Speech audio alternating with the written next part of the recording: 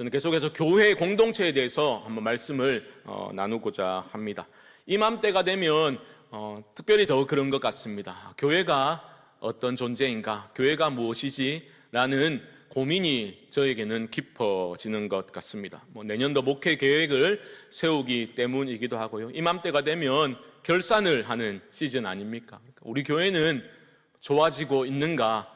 그런 질문을 할 수밖에 없는 거죠. 단순히 교회 성도님들의 숫자가 늘어났는가 그것을 체크하는 그런 것이 아니라 하나님이 원하셨던 그런 교회의 모습으로 우리 교회는 조금씩 변해가고 있는가라는 피할 수 없는 질문을 던지게 됩니다.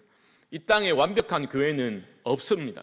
완벽한 교회는 없습니다. 하지만 중요한 것은 내가 완벽한 교회를 찾아다니는 것이 아니라 이 공동체 안에서 하나님이 원하시는 성경적인 교회의 모습 되기 위하여 내가 열심히 기도하고 헌신하는 그 추구함을 하나님은 기뻐하신다라는 것을 우리 모두가 꼭 기억할 수 있기를 바랍니다.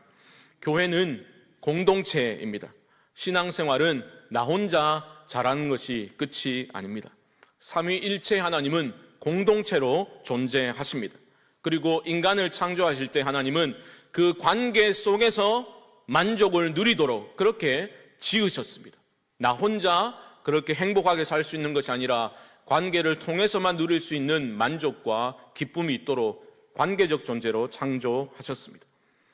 교회는 공동체입니다. 그런데 날이 갈수록 그 공동체성이 무너지는 것을 우리는 느끼게 됩니다. 특별히 코로나 상황이라서 그런 것은 우리에게 더 절감하는 그런 모습이 있을 겁니다.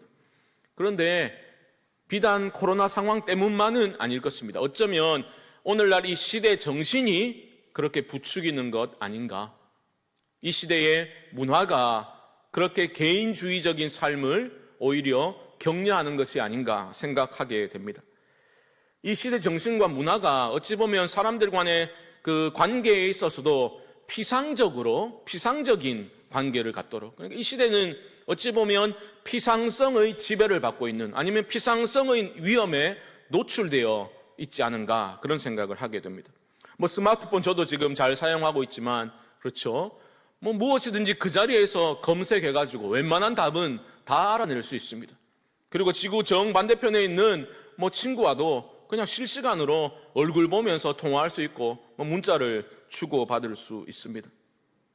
유익함이, 유용성이 있지만 그 피상성이라는 부작용 또한 있다는 것을 우리는 알게 됩니다. 무슨 부작용인가? 사람들이 무엇인가를 진득하니 들여다보고 좀 깊이 이해하려고 그렇게 신중하게 집중해서 어떤 텍스트를 읽는 능력을 자꾸만 잃어가는 것 같습니다. 대신에 굉장히 사람들이 조급해졌죠.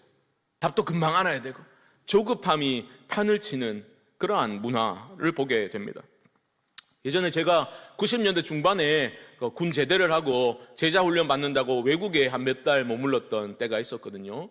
그때 이제 가족들이나 우리 교회 선후배들이 손편지를 써서 보내주면 그거를 읽으면 얼마나 반가운지 몰랐어요. 그래서 읽고 또 읽고 이 행간의 의미가 무엇인지 또 그렇게 읽고 또 정성껏 답장을 해서 보내면 또 한두 달 기다려야 다시 편지를 받게 되고 그런 기다림과 설레임이 있었습니다.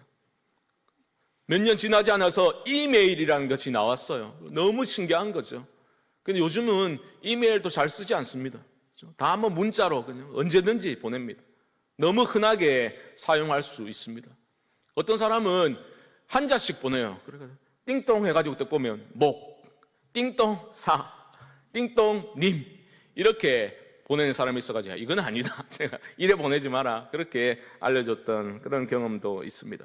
너무 많은 메시지들이 흘러나오니까 쏟아져 나오니까 우리는 잘 집중하지도 못하고 그냥 근성근성으로 읽어버리는 그런 경우도 있습니다.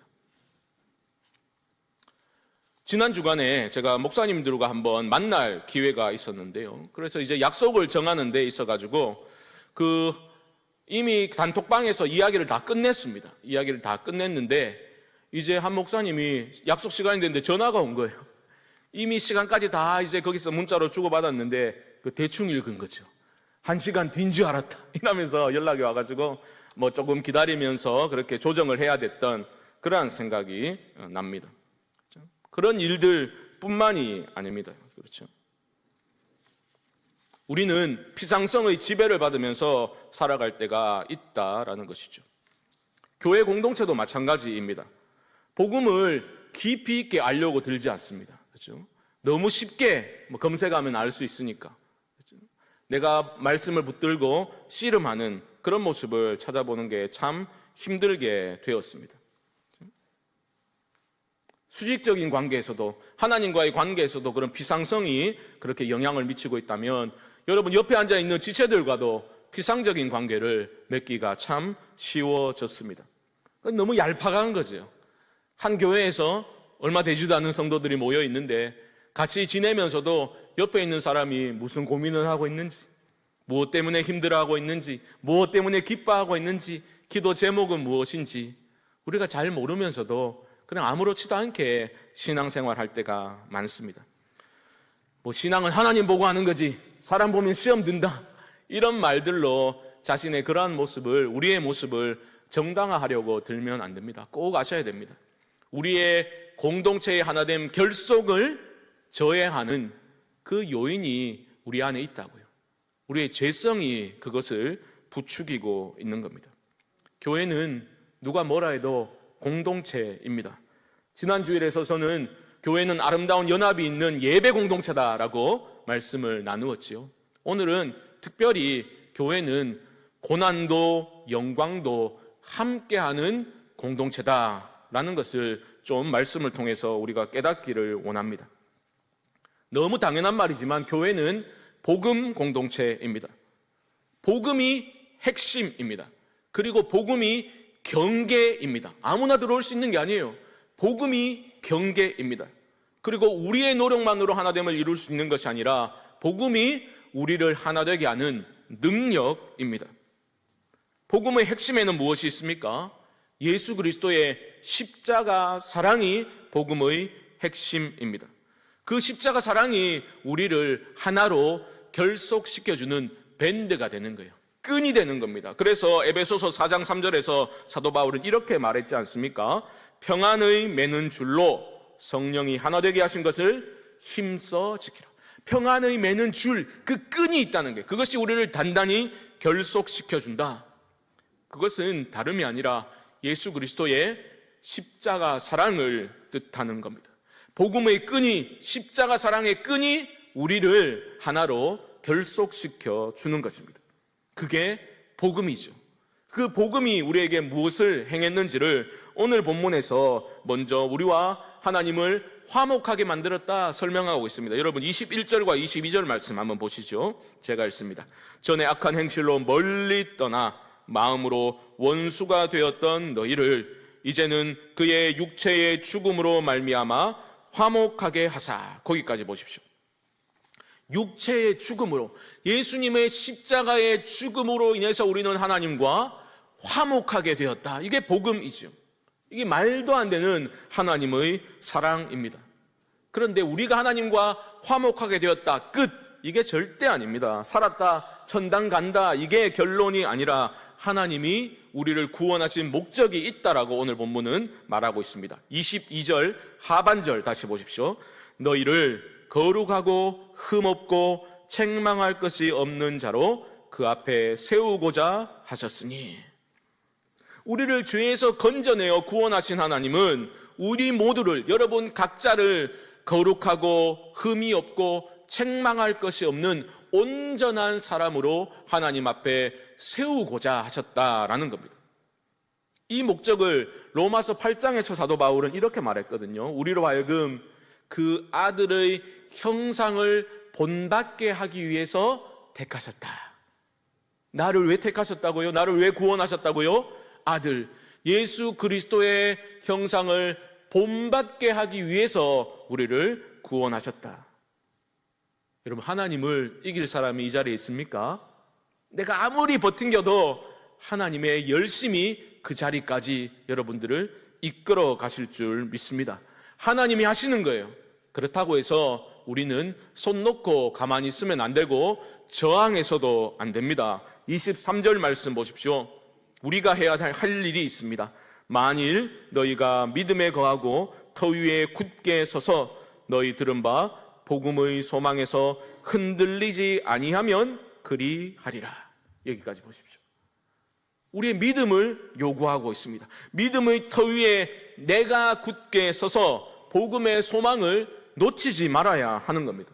바로 여기에서 고난이라는 문제가 치고 들어오는 겁니다. 복음의 소망에서 흔들리지 않아야 한다라고 말씀하고 있는데 여기에 우리의 믿음이 요구되는 거예요. 왜요? 흔들릴 수 있다는 겁니다. 우리의 믿음을 흔드는 요인들 많이 있겠죠. 하지만 고난이라는 한 단어로 저는 오늘 설명해 보고자 합니다. 고난의 문제. 여러분, 우리가 성도로서 믿음의 터 위에 굳게 서기 위해서는 이 고난에 대해서 성경이 무엇이라 말하고 있는지를 분명히 알아야 합니다. 꼭 기억하십시오. 복음은요, 고난 없는 삶을 약속한 적이 한 번도 없습니다. 성경은 결코 번영 신학을 가르치지 않습니다. 물론 우리에게 복을 주시지요.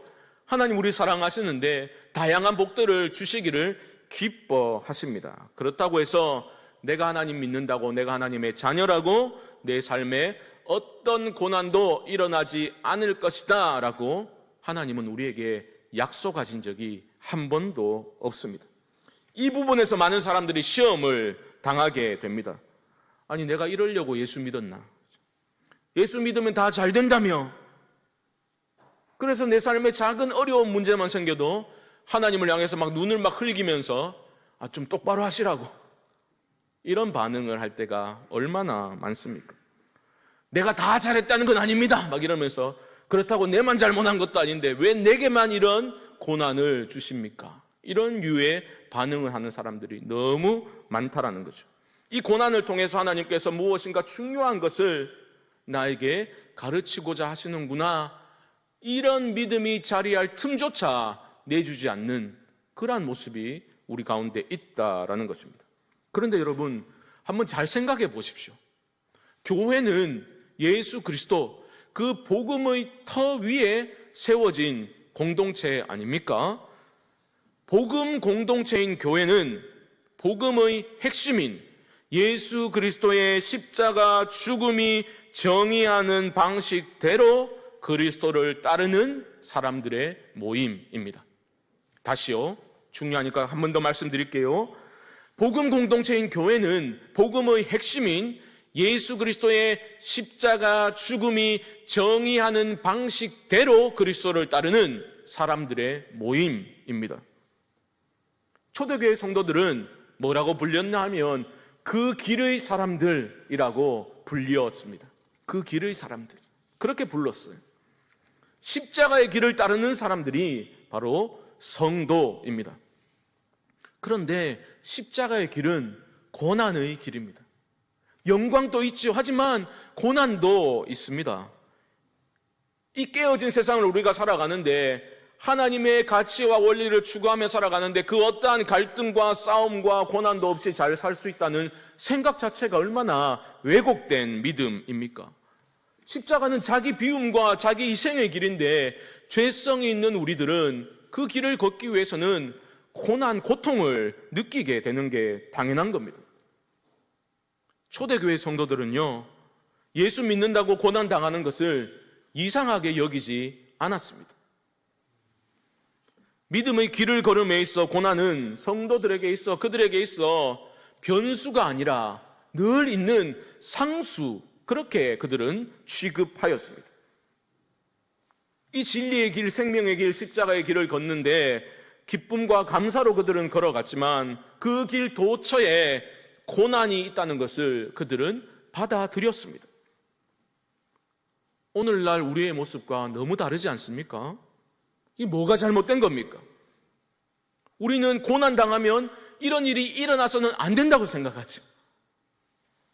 공동체에 대한 마음이 없는 것도, 이 피상적인, 이 피상성에 물들어 있는 그런 문화에 젖어서 내가 불편한 것은 그런 것을 위해서는 손가락 하나 까딱하지 않으려는 그러한 마음, 그러한 편의주의적인 신앙 행태를 보이면서도 전혀 문제를 느끼지 못하는 것은 어디서부터 잘못된 것입니까? 우리는 계속 이렇게 소위 은혜롭게 신앙생활 내가 잘하면 그만인 것입니까? 사도 바울은요, 고난을 피하려고 들지 않았습니다. 오히려 고난을 추구하는 모습을 보이고 있죠. 오늘 본문 24절 말씀 한번 보십시오. 나는 이제 너희를 위하여 받는 괴로움을 기뻐하고 그리스도의 남은 고난을 그의 몸된 교회를 위하여 내 육체에 채우노라. 옆에 있는 성도들을 위해서, 형제 자매들을 위해서 바울은 괴로움을 겪는 것을 기쁘게 여겼습니다. 무슨 바울이 세디스트도 아니고 고난 자체를 즐겁게 여겼겠습니까? 그만큼 가치 있는 일이라고 그는 믿었다는 거죠. 그리스도의 남은 고난을 주의 몸된 교회를 위해서 내 육체에 채우는 거다라고 그는 믿고 기쁘게 여겼다라는 겁니다. 여러분, 이 말을 오해하시면 안 돼요. 그리스도의 남은 고난이라고 해서 예수님이 자기는 쉬운 것만 하고 어려운 건 남겨놓고 네가 좀 알아서 해라 이렇게 남겨주신 게 아닙니다. 이 말은 그리스도 편에서 당해야 되는 고난이 있고 내가 겪어야 될 고난이 있다는 거예요. 그리스도의 고난과 나의 고난이 연합성이 있고 유사성이 있다라는 것을 말하고 있는 겁니다. 우리 주님은 십자가 위에서 죽으실 때 다 이루었다 선포하셨습니다. 전혀 부족함이 없습니다. 하지만 내 편에서 당해야 될 고난이 있는 겁니다. 나의 십자가가 있는 것입니다. 이것을 사도 바울은 빌립보서 1장에서도 설명하였는데요. 중요한 말씀인데요. 빌립보서 1장 29절과 30절 우리 한 목소리로 읽겠습니다. 시작. 그리스도를 위하여 너희에게 은혜를 주신 것은 다만 그를 믿을 뿐 아니라 또한 그를 위하여 고난도 받게 하려 하심이라. 너희에게도 그와 같은 싸움이 있으니 너희가 내 안에서 본 바요 이제도 내 안에서 듣는 바니라. 아멘. 여러분에게 은혜를 주신 것은 그게 끝이 아니라 고난도 받게 하려 하심이라. 그와 같은 싸움이 있다라고 말하고 있잖아요. 우리 주님이 싸우셨던 그 싸움, 십자가의 길을 걷는 그 싸움이 우리에게도 있다라고 말씀하고 있는 겁니다. 십자가의 길, 참된 헌신의 길을 걷는 것은 고통스러운 길입니다. 우리는 자기로 똘똘 뭉쳐 있는데 자기 비움의 길, 자기 희생의 길을 걷는다는 것은 고통스러운 일이다라는 겁니다. 그런데 거기에 신비가 있는 거예요. 고난을 통해서만 맛볼 수 있는 영광이 있는 겁니다. 이 비밀을 오늘 본문 27절 하반절에서는 이렇게 소개하고 있죠. 너희 안에 계신 그리스도시니 곧 영광의 소망이니라. 우리 주님이 영광의 소망이십니다. 이 말은 우리가 고난당하면서도 소망할 수 있다는 거예요. 주님 때문에. 왜요? 우리 주님의 삶이 참된 영광이 무엇인지를 보여주셨기 때문입니다. 요한복음을 읽어나가다 보면 요한은 특이하게도 때라는 표현을 자주 사용합니다. 영광의 때라는 표현을 사용합니다. 그런데 잘 읽어보면 영광의 때는 요한이 십자가의 때와 일치시키고 있음을 볼 수가 있습니다. 이게 말도 안 되는 거죠. 십자가는 세상의 관점에서 보면 철저한 실패와 패배와 절망과 수치의 사건입니다. 그런데 요한은 십자가의 때를 영광의 때다라고 말하고 있지요. 하나님이 보여주신 참 영광은 세상의 영광과 다르다는 겁니다. 우리 주님은 요한복음 12장에서 이렇게 설명하셨는데요. 12장 23절과 24절 말씀 제가 읽습니다. 예수께서 대답하여 이르시되 인자가 영광을 얻을 때가 왔도다. 내가 진실로 진실로 너희에게 이르노니 한 알의 밀이 땅에 떨어져 죽지 아니하면 한 알 그대로 있고 죽으면 많은 열매를 맺느니라. 이게 참 영광이에요. 영광을 말씀하시면서 곧이어서 한 알의 밀이 땅에 떨어져 죽음으로써 많은 열매를 맺게 되는 생명의 역사, 그 가운데서 발견되는 하나님이 원하시는 참된 영광을 보여주고 계신 겁니다. 그리고 우리에게, 여러분 각자에게 지금 이 시간 우리 주님이 묻고 계신 거죠. 너도 이 길을 걷겠느냐? 너희도 성광교회도 이 길을 걸을 수 있겠느냐? 우리 주님이 피할 수 없는 질문을 하고 계십니다. 특별히 임직받은 직분자들을 위해서도 묻고 계신 거죠. 그 전에 받은 우리 직분자들에게도, 우리 온 성도들에게도 주님이 이 길을, 고난의 길을, 또한 영광의 길을 너희는 믿고 걸을 수 있겠느냐? 우리에게 질문하고 계신 겁니다. 25절 말씀 보십시오. 내가 교회의 일꾼 된 것은 하나님이 너희를 위하여 내게 주신 직분을 따라 하나님의 말씀을 이루려 함이니라. 하나님이 우리에게 직분을 주신 것은 그 직분자들을 통해서 하나님의 말씀을 이루기를 원하셨기 때문입니다. 그래서 우리는 직분 받을 때 사명이라고 말하는 거예요. 고난을 쏙 빼고 나 편한 대로 무슨 직분을 명예로 여기거나 어떤 대접받는 자리로 여기게 되면 복음에 먹칠을 하게 되는 겁니다. 생각해 보십시오. 십자가 고난을 건너뛰고서 부활의 영광을 누리고자 함은 어불성설 아닙니까? 말도 안 되는 거잖아요. 그것이 말이 안 되는 것처럼 주를 위한 고난을 건너뛰고서, 고난은 다 피하고서, 아니 고난 자체가 내 삶에 일어나서는 안 된다는 그러한 믿음을 가지고 어찌 복음이 중심이 된 삶을 살 수 있겠습니까? 어찌 직분을 감당할 수 있겠습니까? 복음의 핵심이 십자가인데, 십자가는 고난이요 자기 부인인데, 자기가 살아 넘치는데 어찌 직분을 감당할 수 있겠습니까? 바울이 성도라면 이렇게 말하고 있는 거예요. 성도라면 두 가지 일을 위해서 고난을 기꺼이 감당해야 된다. 첫째, 복음을 위한 고난을 감당해야 된다 말씀합니다. 왜요? 복음 때문에 우리 생명 얻었잖아요. 내가 살았는데 이 생명을 아직 모르는 자들에게 우리는 전해야 되는 겁니다. 쉬운 일이 아닙니다. 고통스러운 일입니다. 우리의 입으로 전하고 내가 받은 그 은혜로 내 삶이 선포적인 삶으로 변화되어 내 삶으로 복음을 전해야 합니다. 어렵습니다. 하지만 해야 될 일입니다. 아니, 그것 때문에 하나님 우리를 살리신 겁니다. 하지만 전하는 것이 전부는 아닙니다. 두 번째 고난을 바울은 말하고 있습니다. 그것은 무엇이냐?